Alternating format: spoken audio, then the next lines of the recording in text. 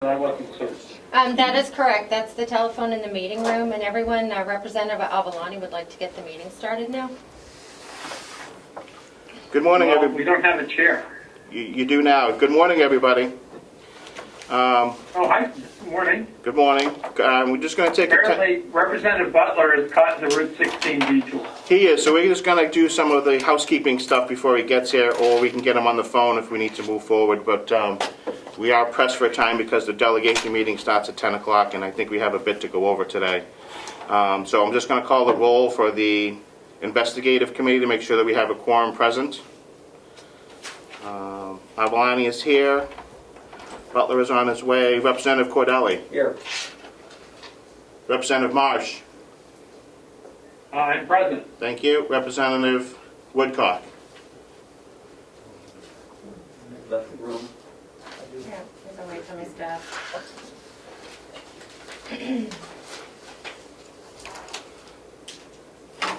Is that the entire committee, right? It's 5, yep. So 3 are present. We do have 4 present, but 1 has stepped away. We can wait for But that's a representative. quorum, so we can do the busy work. At least, yeah, we could. Could we have a roll of who is present at the meeting as well? Just unmute and say hello, so we know who's here. Hello, Bill Nelson. Good morning, this is Susan Tyson. Dave Babson. Here he is. Woodcock is back. Representative Woodcock, are you present now? Yes, Thank you. thank you. Yep, 4, we have 4 members present. We're going to get moving. Should we Already tell? called. I'm sorry, should we tell them who's in the room? Yes, can we identify who's in the room here as well for everybody that is on remote? Executive Coordinator Melissa Siemens. Representative Ed Comeau. So, Treasurer Joe Costello. Burgess Collins. Amanda Bevard, Commissioner. Terry McCarthy, Commissioner. Stephen Steer, County Son. Thank you. Review and approval of the 10-5 meeting minutes. Anybody see any issues with that? I didn't particularly. I think they were done as far as we needed them to be done. So if anybody has anything to add or Move to subtract. approve. Move. Second.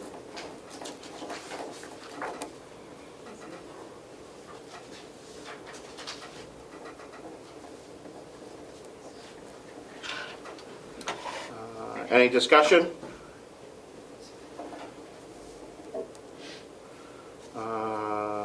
We'll just call the vote then. Avalani, yes. Representative Cordelli. Yes. Representative Marsh. Yes, And Representative Woodcock. yes. Minutes have been approved for our previous meeting. Anybody have any additional items for the agenda?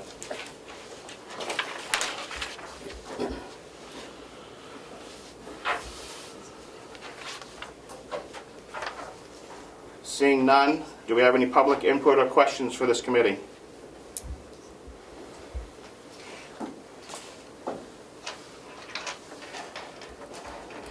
Seeing none, we'll close it. Go ahead, Representative Cordelli. Maybe we can try contact with Mr. Butler to see how close he is.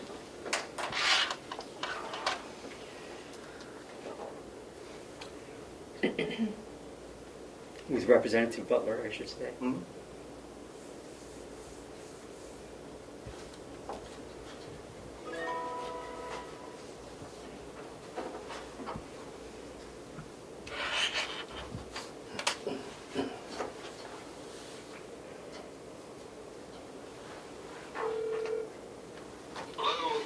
good morning, Representative Butler. How close are you to the complex? I've just parked and I'm on my way in. Okay, Beautiful. thank you. We'll see you upstairs.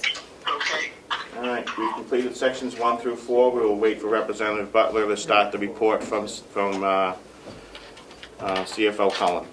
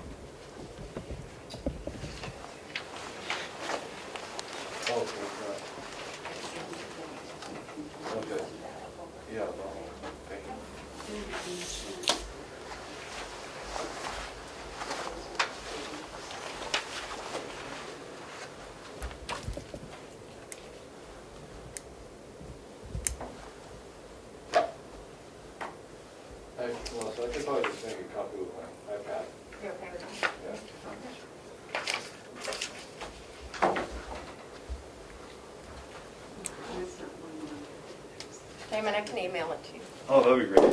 Right. I'll do both, just for fun. Okay. Thank you. You're welcome.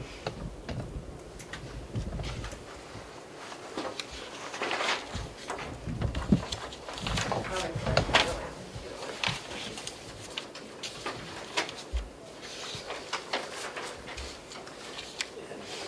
did add an AF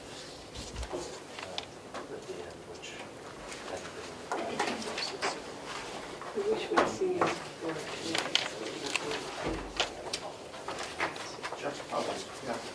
this is all.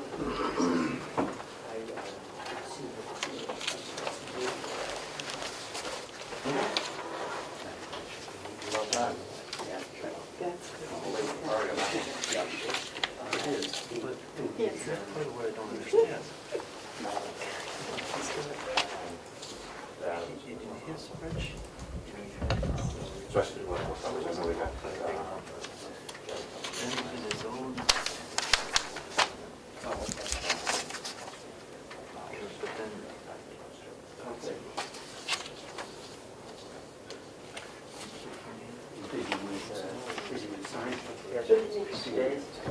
Yesterday, today, and tomorrow. Wow. That's it, only going 3 places. Might you grab your name tag while you're, you want to grab your name plate while you're here? I can grab it. Good morning. Good morning, how are you? I'm as crazy as ever. Okay, well, get in line, 'cause I'm gonna fight you for first. Ed, did you swim across? 171 is beautiful. Who knew?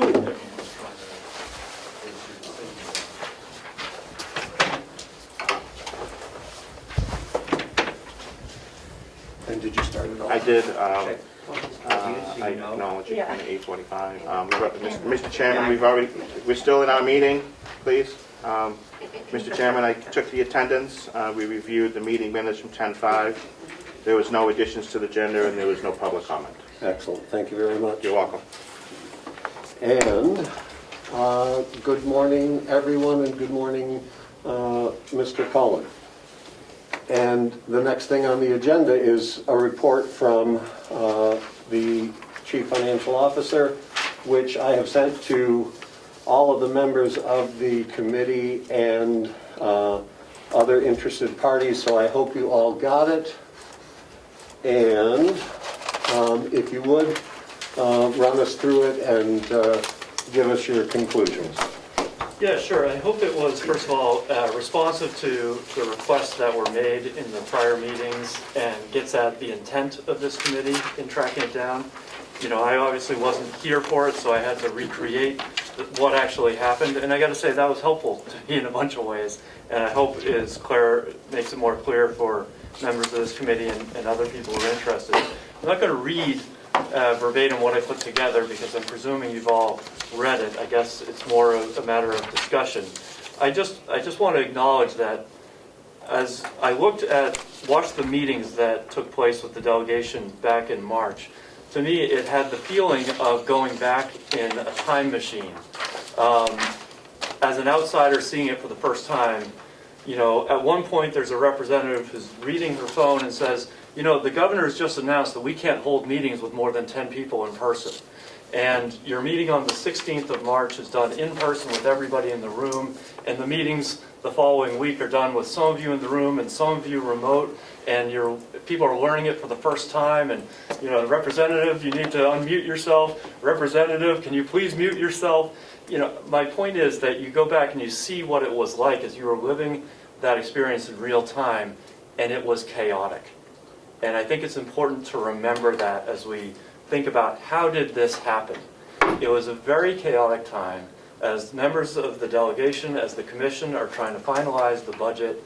There's been obviously staff turnover in a critical position, which was affecting the quality and accuracy of the information that you were considering. And I say this because it should not be a surprise that mistakes were made under those circumstances. And so I want to acknowledge that mistakes were made, but my feeling is that there were mistakes made in good faith by people trying to do the right thing and the accurate thing with the best information they had at the time. That doesn't excuse the fact that mistakes were made, but I do think that context is really important. So I walk you through the timeline, first to define what was the settlement, because I believe it was Representative Woodcock who raised the issue initially on behalf of the delegation, saying, and paraphrasing, what we're trying to do here is to break out the cost of the settlement and make sure it's listed in the budget as a separate item. And my words, not his, so it's not buried in the administrative salaries line where it's a little unclear what money is going for what. So I believe that was the intent of the delegation at the time. And I think all the other steps that were taken were consistent with that attempt. We're trying to break out the settlement, list it separately so that it's transparent and everyone can see what it is. So what I first did was try to define what that settlement amount was. And I walk you through some mistakes that were made in calculating a number of things along the way. Not huge errors, but little things that were just inaccurate. And again, people here were trying to make the best of, make the best decisions with the information they had at the time. But I'm just pointing out that in retrospect, it's clear that the math was off here and there by a little bit. Mr. Cullen? Yes, sir. Before you continue, since you talked about the settlement in a basic way, I'm wondering if there are questions about the details of the settlement that could be asked or answered at this point. Everybody understand? Representative Avalani. Thank you, Mr. Chairman. The February 6th timeline, which is broken out, which calculated the gross amount for PTO, I would be questioning what line that came from. The expense shows up in the administrative salaries line. Follow it, Mr. Chairman? Please. And if that number was known February 6th, why was it not added back into the budget within at least 6 weeks of finalizing the 2020 budget? I can't answer the second part of your question, not having been here. I will say this is one of the things that may have been overlooked at the time in terms of calculating what the impact of this was going to be on the overall budget. And follow. Thank you, Mr. Chairman. The amount that for this come out of especially from a filed wage claim from the Department of Labor, should have been on everybody's radar. So I'm guessing that the commissioners would probably be able to answer this question. Commissioner Bavard, if you would, my understanding is that this PTO was obviously due within 2 weeks of the administrator's departure. And would this amount be, and this is a general question, I guess, would that have been included in some way in the overall budget already? So, Representative Avalani,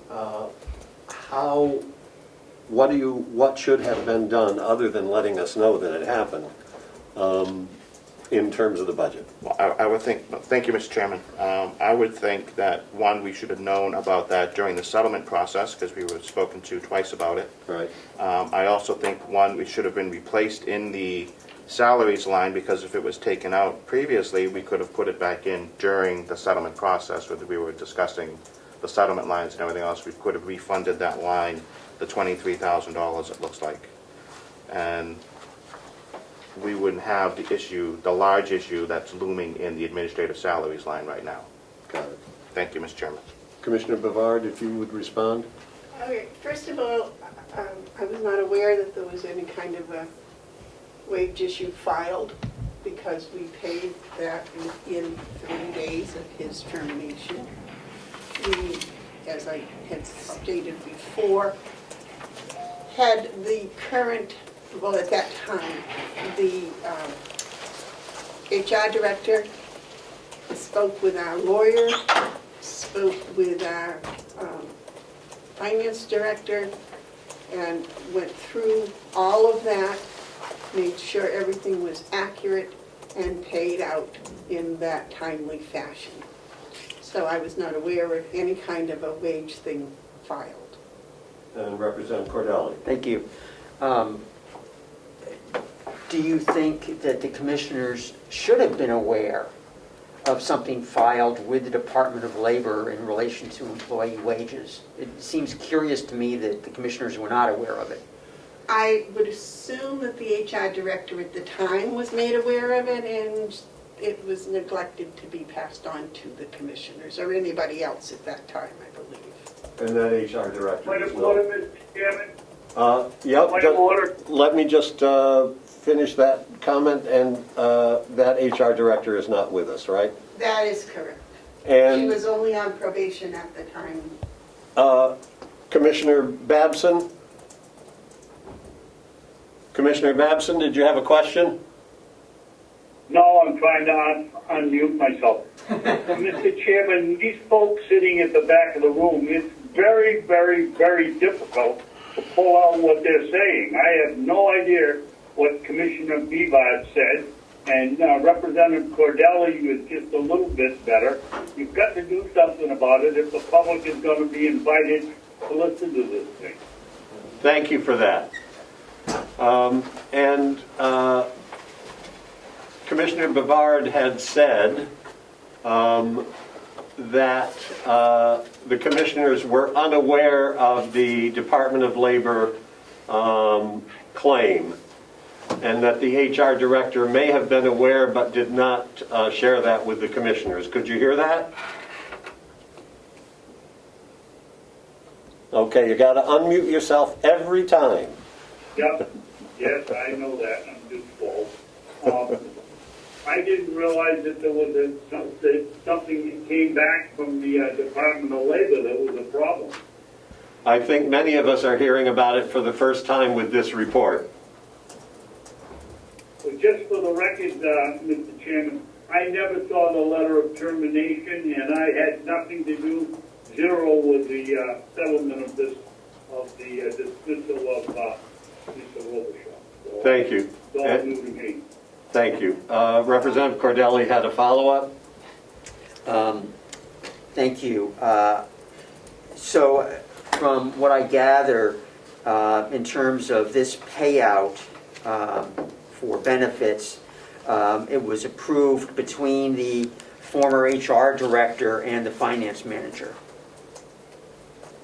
And our lawyer, and the three commissioners talked with our lawyer about it. About this specific payment? Yes, we did. Okay. Okay. I do want it on the record that Commissioner Babson just agreed with that statement. Yes. Okay. No, Yes, Commissioner Babson. no, I don't disagree with that. We did hear it.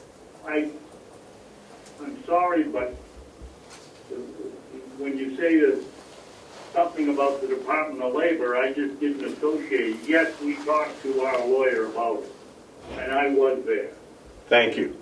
Not about the Department of Labor, because we didn't know about that, but Right. about the settlement settlement. and making sure the PTO was proper. Yes. And Representative Cordelli, did you have any further questions? Yeah. There is the January 21st entry and the February 6th entry on Mr. Cullen's report here. And I'm not sure what time period that covers, because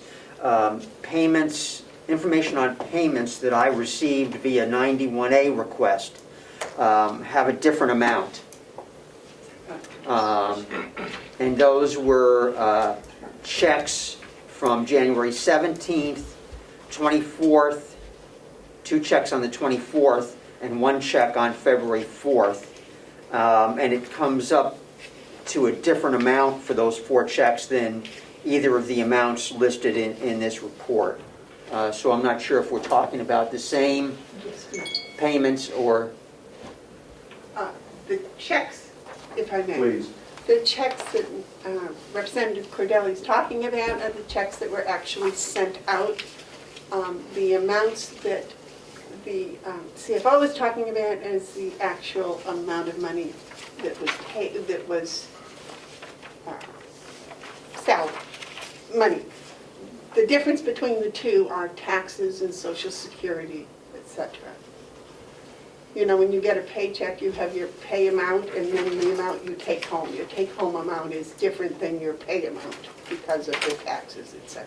And Okay. so, if I could, if there are discrepancies in terms of understanding between the check amount and the amounts that are in this report, I would ask Representative Cordelli and Mr. Cullen to just go over those little details. And Commissioner Bavard? I believe there is a sheet in here that shows the Social Security, that shows the taxes, etc. Great, but it may not tie out exactly to the per check amounts, and I think it would be useful to have those details reinforced for Representative Cordelli. I believe it does come out because I believe that on Friday that I checked that. Great. And one follow-up, Representative Cordelli? Yes. I'll just mention the February 6th entry shows a gross amount, but the number that I have been given for those checks is actually higher than the gross amount listed. And so I would ask you to review those details. Thank you. Other questions about the settlement before we go through the remainder of the report? Representative Cordelli. I would just mention that I would have liked to have seen, or still would like to see, the actual settlement agreement. Representative Cordelli is requesting the actual written settlement. From my perspective, we have been given all of the details of the settlement. I don't require that we see the actual settlement, but if you are willing, and if you could give a copy to Representative Cordelli, that would be useful. Thank you. Thank you. You're welcome. Mr. Cullen, if you would continue. Sure. In addressing part of Representative Avalani's comment about that PTO payment, so a couple of things. One, it's required by law, okay? So this was not something that was at anyone's discretion. And not only that, but it's required by law within, I believe, it's 3 days of a separation. I am speculating here. I suspect that the reason the former county administrator filed a request on it was because that 3-day period had elapsed. And so that was very straightforward and shouldn't be a cause of specific concern. As far as it budgeting, I want to point out, so item B on my list says, look, there was some money built into the budget to cover these expenses, if you will. You know, the plan had been for a full year's salary for the individual, and there was some money built into the budget for buyout time. So that was item on the third page of the packet, the original spreadsheet put together by the former county administrator. You'll see it has some $6,782 built in. I have no idea how that number was calculated, none. But the total amount due from years of service totaled the $23,000 and change. As an important aside, I want to point out that the county does not currently really budget for what I would consider an unfunded liability of buyout time for county employees. It's something that I don't have my arms around this completely yet. I'm trying to define, if everyone retired tomorrow, how much would we be on the hook for? So when it happens from time to time, we end up making a payment. There's some money budgeted in there for it, but not necessarily the amount. And as we go into the next budget cycle, one of the things I'm going to recommend is that we start building in some funds to have basically a reserve that recognizes this liability, so when it happens, we don't suddenly have a budget shortfall. All right, that point being made, we'll continue on. Let's see here. So I did recreate what I think, what the administrative salaries line should have looked like. That's one of my spreadsheets in there as headline, what admin salaries should have been in the proposed budget. And I mentioned that because it's a little bit different from what was included, and this is part of why, again, that admin salaries line is probably going to need to be looked at again and adjusted, sometime before the end of the year, because we're going to go over on it. Item C. This is, again, getting at Representative Woodcock's original request on behalf of the delegation to separate this out. I put in here, different people may hold different opinions about what should be included in the cost of the settlement. Is it just the salary and the payroll taxes, or does it also include that paid time off? So I do the different calculations on what it could be. So when this delegation moved to create that settlement line, you put in $140,959, and that was the amount that ended up being adopted. And I just want to point out that, perhaps if people had, at the time, might have calculated it differently had they thought about some of these other things, okay? So that was something we had in there. Let's see. If I might. Representative Cordelli has a question. Just a little historical note on that. On March 16th, the amount that we were given by the finance manager to the delegation in the budget was $173,000 for that settlement line. On Monday, the 19th, it was revised down based on information from the finance manager to the $140,000. So we did not have discussion. I went back and listened to the tape, the video,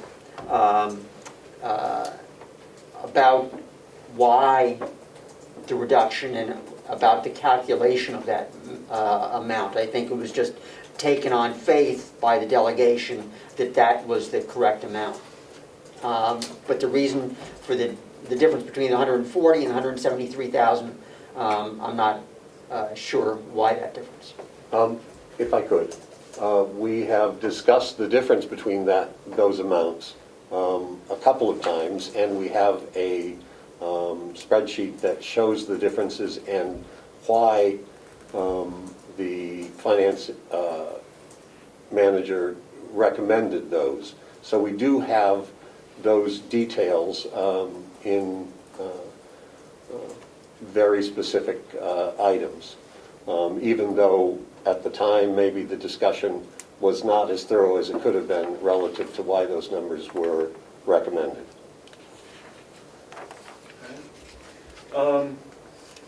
So, and I will say also in response, this is an example of why I say, when you look back on it, you realize it was a chaotic time, and people are trying to figure out what the numbers are, and, and errors were made, and possibly you could have defined what should have been included in that number differently. I'm not expressing an opinion on that. I'm just saying that's my observation of how it went down at the time. All right, item D. We want to acknowledge that as a direct response to this committee, we discovered that there was an overpayment of some $9,000. And, it's possible that in the audit process this could have been discovered, but I think this committee deserves some credit for the fact that we discovered this in response to the formation of this committee. So the bad news is that an overpayment of some $9,000 was made. The good news is that we've been in touch with the former administrator, who acknowledges that an error was made in his favor and has quickly agreed to pay the money back. So we're going to be made whole on it. So, I just want to acknowledge both that an overpayment was made and it's being addressed in a way that we should be able to get that money back. And Mr. Cullen, if you could go into a little more detail on how that mistake was made. Was that strictly through the finance manager's interpretation of a schedule, or do you have a sense of how that mistake got made? Sure, I don't think it was subject to interpretation at all. I think it was a simple typo in an email. Instead of hitting 120, the number that was typed in was 129.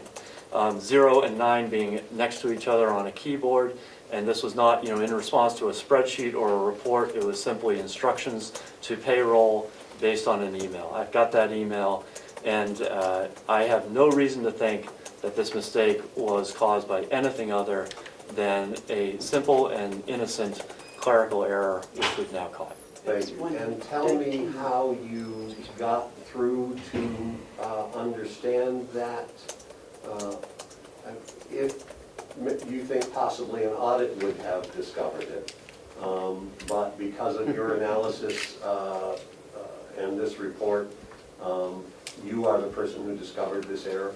Well, I guess that's correct, but, and Commissioner Bevard points out, the mistake was instead of 110, it said 119. That was the email. Well, I guess that's so, but it was, recreating this step, both in response to the committee's request, of course, but also for my own benefit, we were able to retrace that and discover it. Thank you. Representative Avalani. Oh, sorry. Representative Fidelli. Thank you. Do you know the total amount paid to the administrator for the settlement?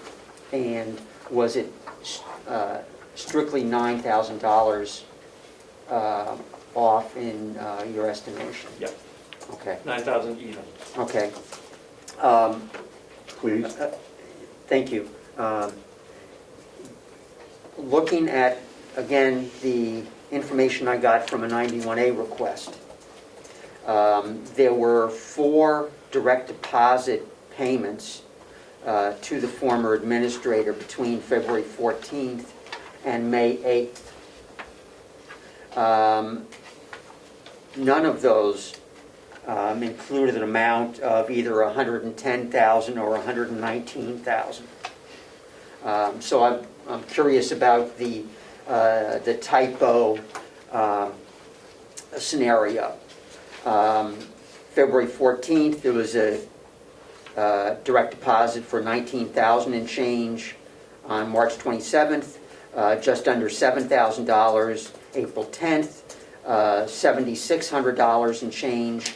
And on May 8th, $101,000 and change. Yep. That's entirely consistent with what I've got. Keep in mind, I'm showing the gross amounts, so taxes and such would have gone to other lines. But that last one, the 101, did you say? Mm-hmm. So, yeah, so that would have been, that was the one where the overpayment was made.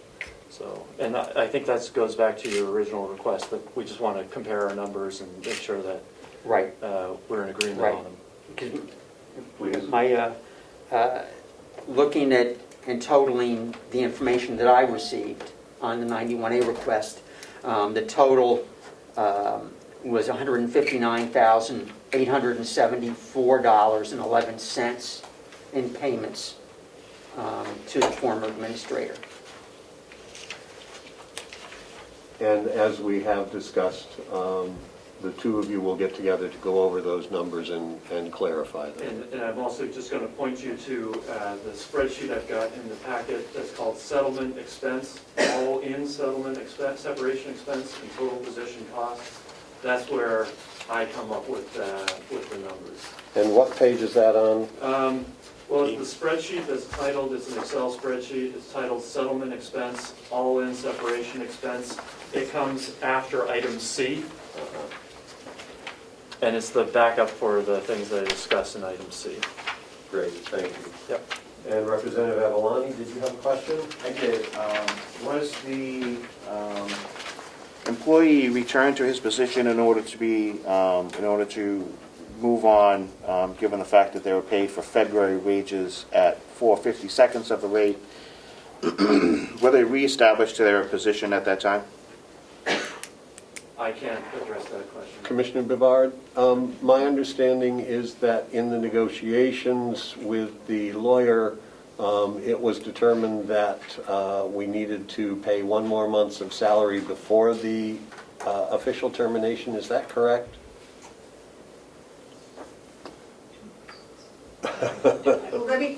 Okay. The original termination letter did not have all of the information that the law required it have. And when we took it back to the lawyer suggested we rewrite a second one. The law says you have to give them 2 weeks' notice with 2 weeks, you have to give them 2 weeks' notice of the termination date, and that you may give them 2 weeks leave at the time. And we had not done that, and that's why. But when it came to the settlement, it was determined between the lawyers to keep the termination date, but to make whole, if you will, the February timeline that was improperly covered by the original termination to meet the law and the actual settlement. Thank you, Representative Avalon. No, thank you, Mr. Chairman. Great. Are you allowing questions from Commissioner Babson? Of course. Commissioner Babson, did you have a question? No, I just wanted to let you know that Ken recognizes that it was a mistake, and he's already, he gave me a check to give to Fergie and Kathy, and he's returned 1/3 of it already. Thank you. Representative Woodcock.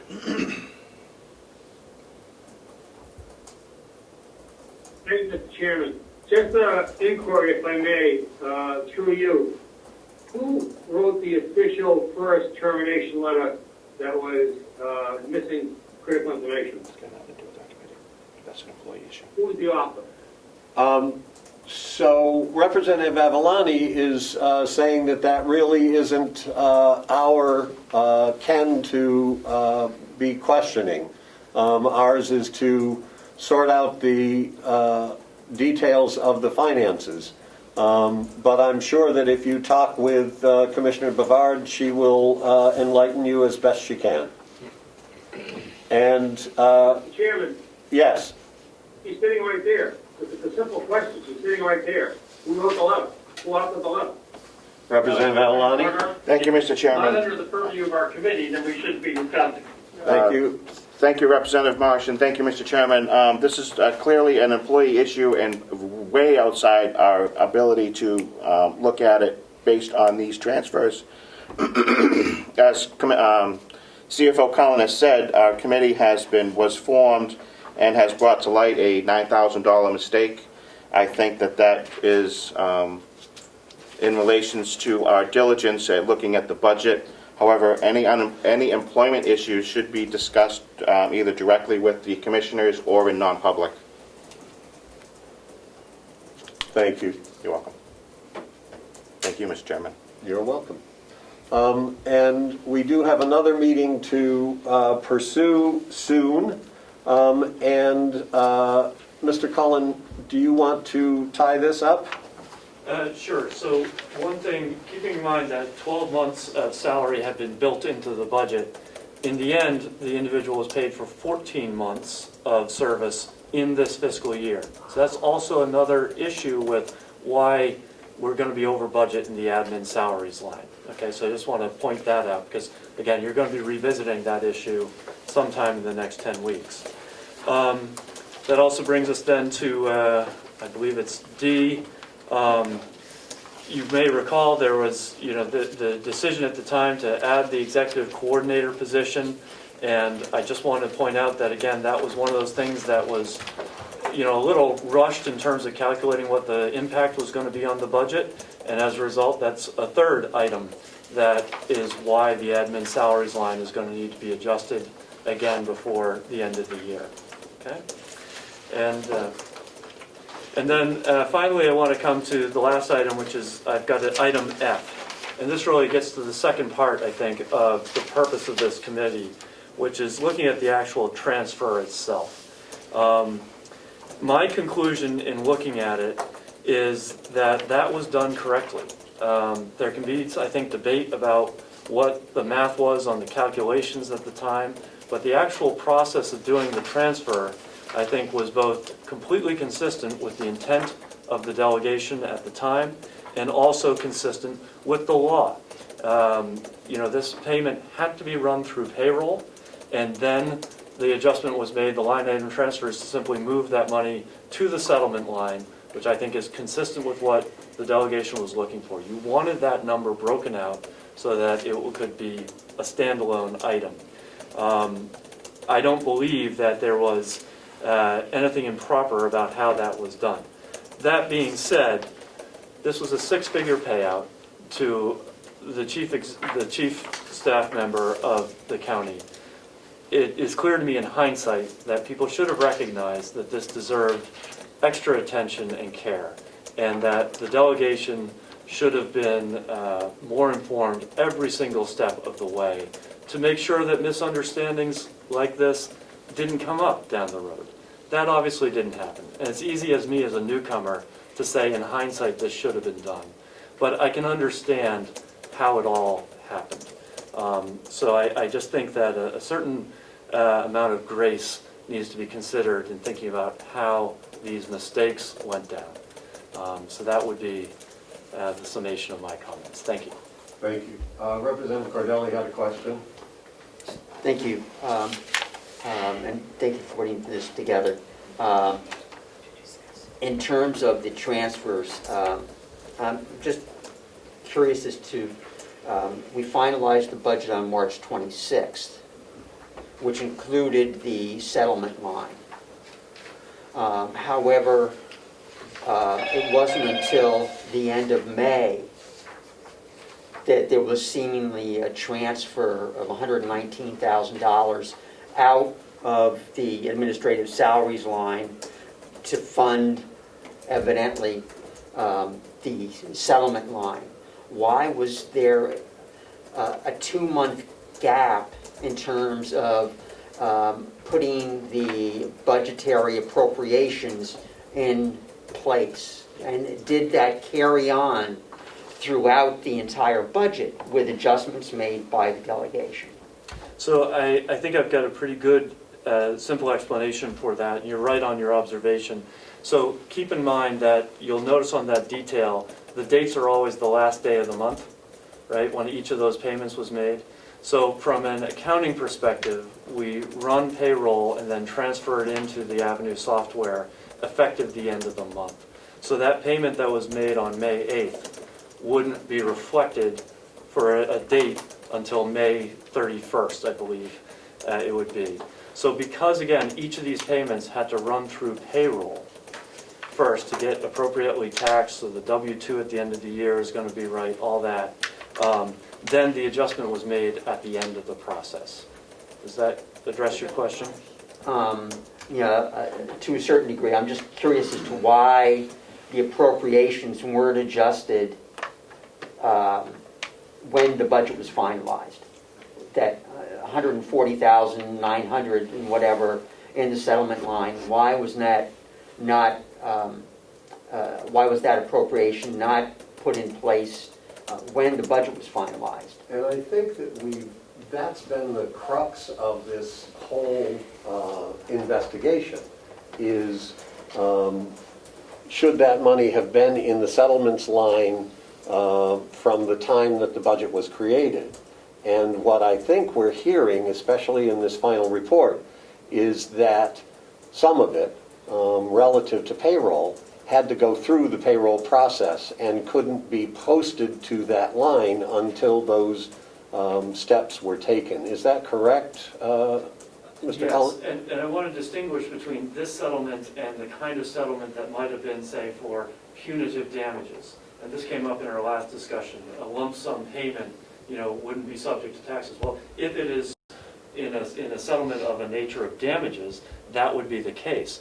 But in this, it was a dollar amount consistent with the previous contract that amounted to wages. It was all subject to taxation. So that's the difference between the two kinds of settlements, if you will. Thank you. Representative Marsh. Representative Marsh, please. Yes, thank you. I want to thank Mr. Cullen for what I think is an absolutely outstanding report. He's effectively given us what amounts to a forensic audit without subjecting the county to the expense of a forensic audit, and I think we really should all appreciate what he's done for us here. He has uncovered a discrepancy. He's recovered some money from the county, and I would therefore move that we accept this report and move on. Thank you. Representative Avalani, did you have a question? Thank you, Mr. Chairman. Comment? Yes, a couple.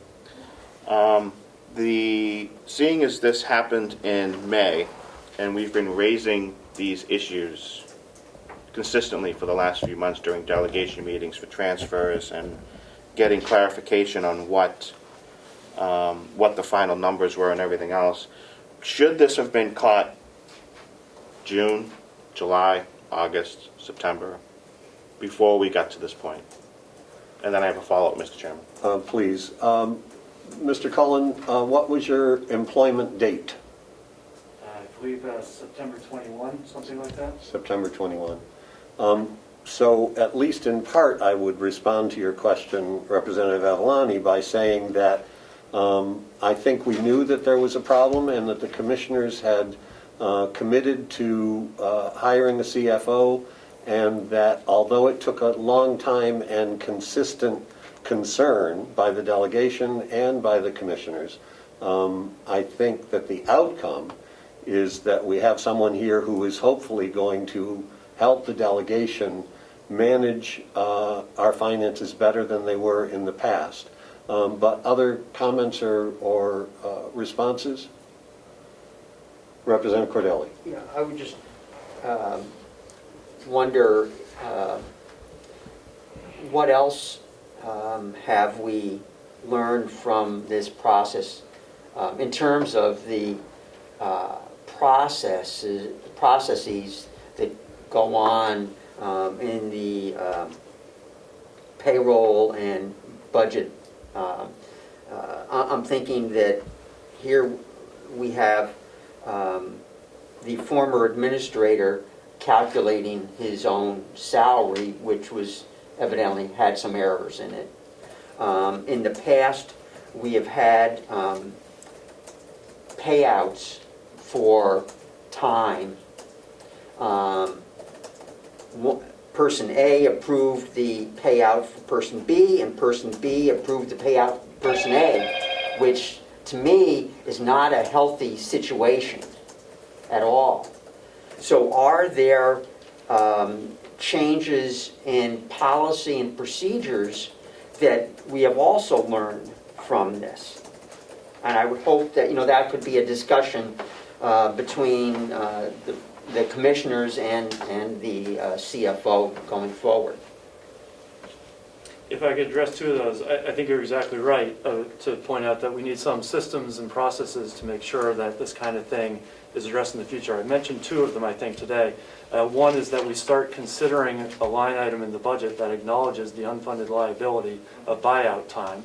Whether we do that on a countywide basis, a department-by-department basis, is, I think, something to discuss. But so I am working to calculate what that number would be so you can make informed decisions. Secondly, I'm starting to pull together a schedule of employees individually so that we are disaggregating, if you will, those line items by department that just say salaries, so that we can calculate, okay, here's what the Social Security is going to be, here's what the Medicare is, here's what the retirement is, here's what the buyout is, here's what the unemployment is, here's what the health care expenses are, so we can see what the true cost is of each individual. This might also help you make informed decisions about possible salary adjustments and raises and things like that. So that would be another step in the process, so that things like, how does this the salary for the one position miscalculated? Well, that should never happen, right? But it did.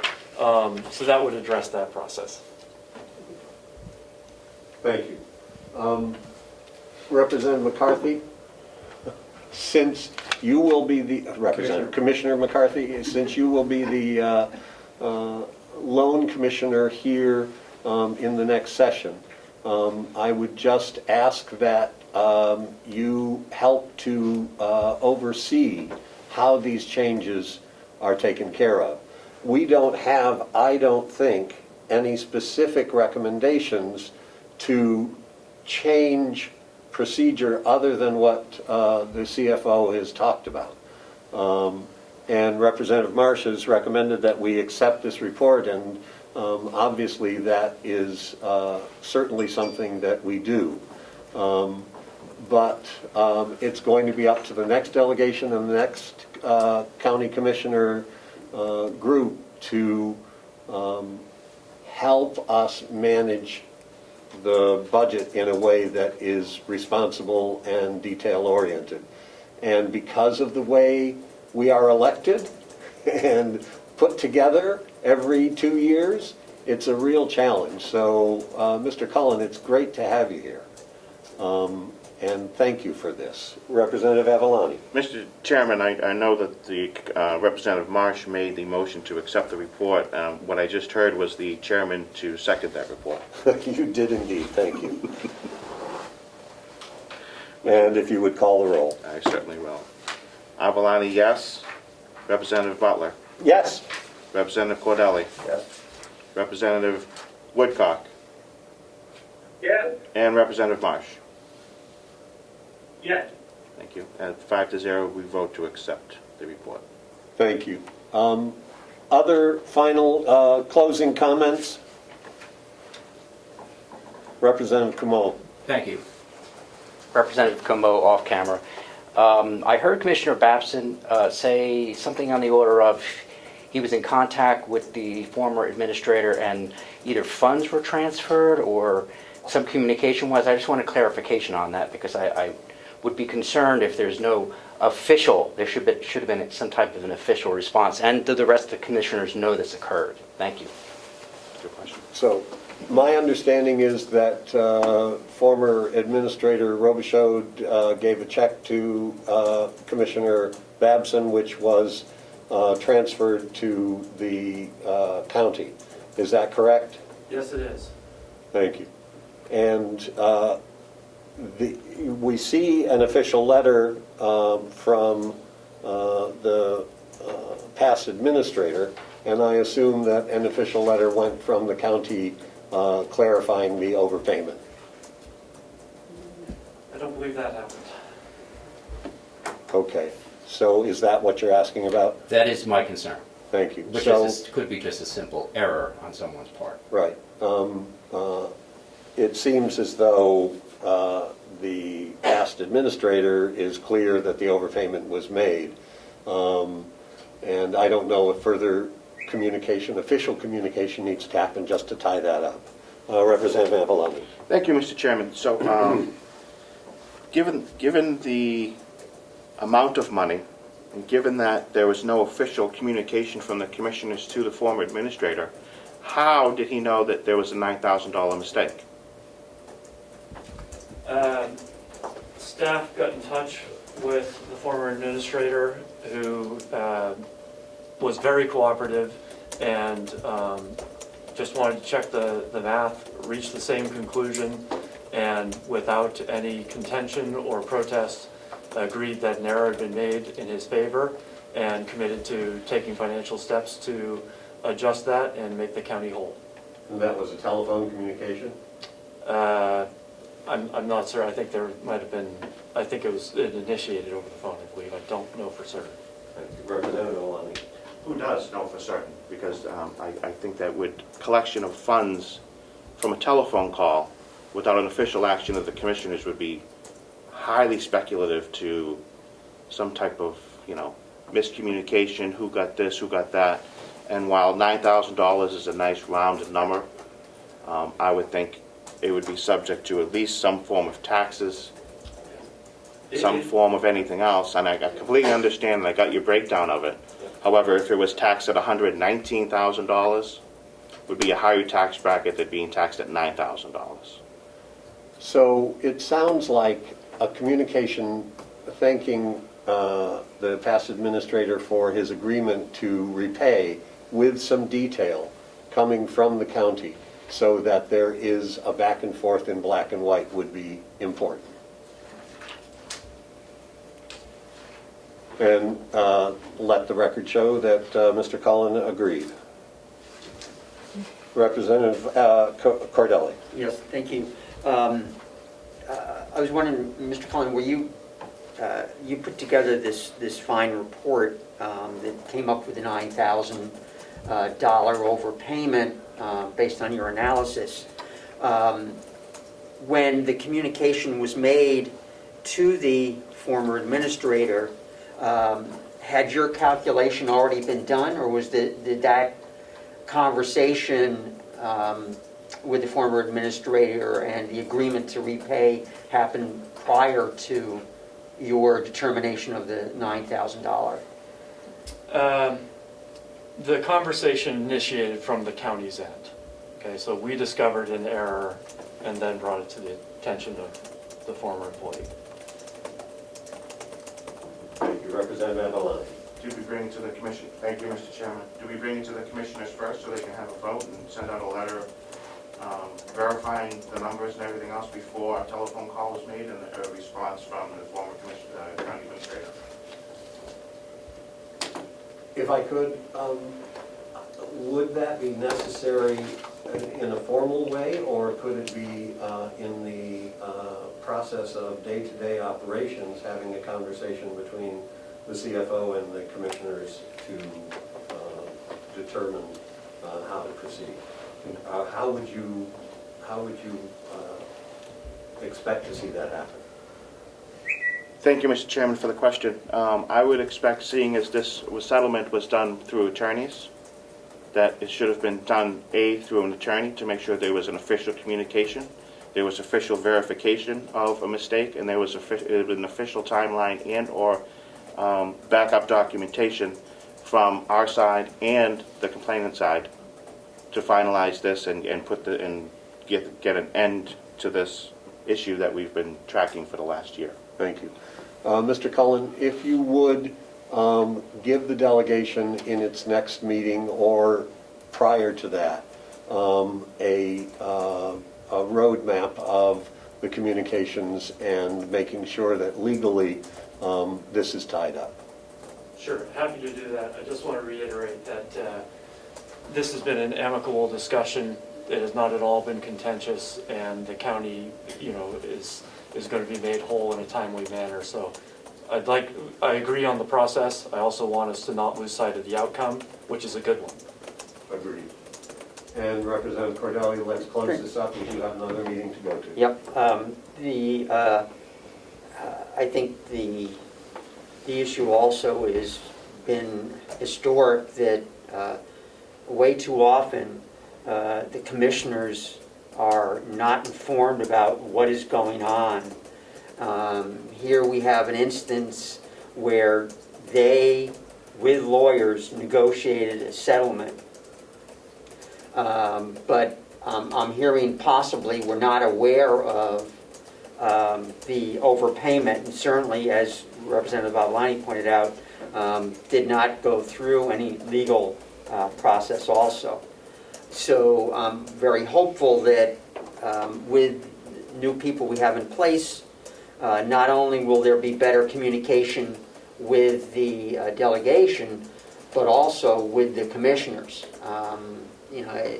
If in fact this payment was communicated between county staff and a former employee without notification to the commissioners, I find that troubling as well.